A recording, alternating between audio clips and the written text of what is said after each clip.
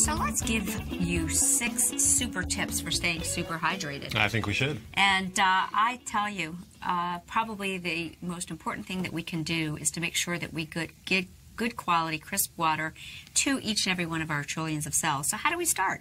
Well, just make sure you start each day with a tall glass of water. No ice. Right. Room temperature is always best. And try to make sure you do this before you have your coffee or tea, because it's very easy to miss those crucial ounces. We're often dehydrated when we first wake up. And then make sure you're carrying fresh water with you during the day so you can stay hydrated. That's for sure. Also, eat 2 or 3 servings of fruits and vegetables at every meal. This is something that this website says, but I don't necessarily go along with that. But I think certainly that we need to be diverse in what we eat. So I think if you include some fruit, it's not a problem. Well, the key is that fruits and vegetables are actually carriers of water. Exactly. And it is actually a water that helps to flush the body. Yeah, so I would recommend instead of at each meal, probably in the afternoon, it would be better for just realize that that's a good source of water. And another thing is to establish regular water breaks. Many people say, I go through the whole day and I realize I didn't drink any water. Well, we have these smartphones now. Set an alarm. A water alarm. A water alarm, you know, and that will help you to remember to take a hydration break. It's actually better to drink water more steadily through the day in small increments. The body absorbs it better. Yeah, that makes sense.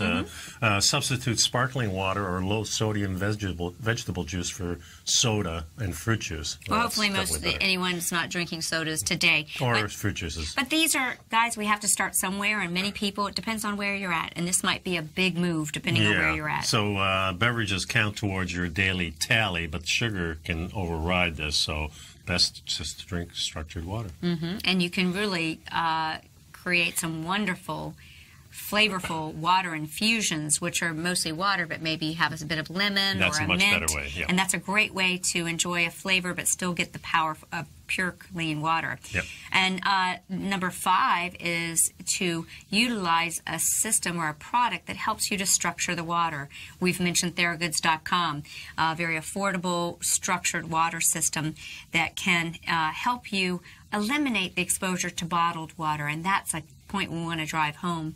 That it may be that these bottled waters are actually worse than anything we've got going on. Yeah, unless they're glass, but some of the new plastics are better, but once they're out in the sun, they do break down. And if they're squinchy and make a crunchy sound. Yeah, those are the worst ones. And those ones have like over 24,000 petrochemicals. Guys, it's not good, and they're endocrine disruptors. And I would recommend going to Theragoods.com and looking at that new water system, Thera H2O. This is, I've been drinking distilled water since 1969, and I'm finally going in February. I'll be switching over to this system because I do believe not only does it give me real pure water with that H-stage filter, but also the structure of the water is really important to me. And I feel that in the distilled system, it structures it, but then when it's sitting in the bottle for months, then the structure is leaks. Well, actually, distilled water is like an artist's canvas. It's clean, it's unpolluted in some ways, but it doesn't.